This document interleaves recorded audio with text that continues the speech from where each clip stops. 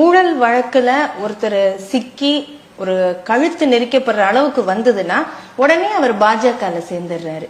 அது ஒரு வாஷிங் மிஷினா மாறிடுது அப்படிங்கிற குற்றச்சாட்டு எப்படி பாக்குறீங்க? அஜித் பவார் இது சுவேந்து அதிகாரியிலேருந்து எங்கெங்கெல்லாம் ரொம்ப அதிகமா இருக்குதோ அந்த இடத்துல பார்த்தோம்னா பாஜகவுல அவர் சேர்ந்துருவாரு, இல்ல கட்சி அந்த இருக்கிற கட்சி உடைப்பட்டு போயிடும். இந்த மாதிரி ப்ராசஸ் எப்படிமா அவங்களை பேஸ் பண்ணி தான் ஆகணும்.